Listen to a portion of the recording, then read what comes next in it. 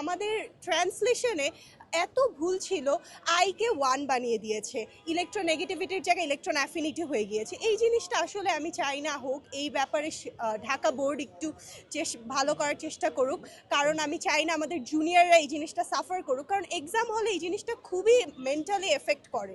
আমরা 25 মিনিটে 25টা এমসিকিউ ম্যাথে দাগানো অনেক ডিফিকাল্ট, সেখানে যদি একটা দুইটা ভুল আসে, বারবার ক্যালকুলেট করতে হয়, কিন্তু অ্যান্সার মিলতেছে না কেন? কারণ কোয়েশ্চেন ভুল। এটা তো আমরা এক্সাম হলে জানি না।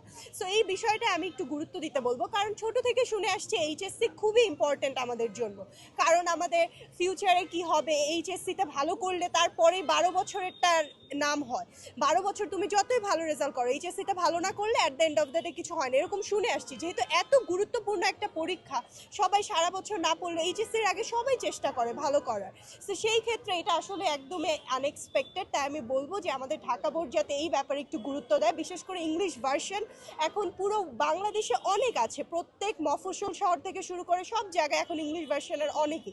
ঢাকায় এত স্কুল, সেই ক্ষেত্রে যদি ইংলিশ ভার্সনকে রেখে ওইভাবে করে যদি আমাদের ট্রান্সলেশন এত ভুল থাকে, পুরো কোয়েশ্চেনে তো ভুল ছিল, মানে একটা পরীক্ষাও ছিল না যে ট্রান্সলেশন একদম ফ্রি ছিল, কারণ আমাদের প্রত্যেকটি সাবজেক্টই ছিল। সো এইটাই জাস্ট আমি বলবো। আমার টার্গেট হলো, আমি ইঞ্জিনিয়ারিং কোচিং করছি, ইঞ্জিনিয়ারিং আমার টার্গেট, কিন্তু এছাড়াও আমি দেশের বাইরেও চেষ্টা করব, এখন দেখা যাক। বাট আমি আপাতত ইঞ্জিনিয়ারিং কোচিং করছি, আমার জন্য দোয়া করবেন সবাই, আমি যাতে ভালো কিছু করতে পারি।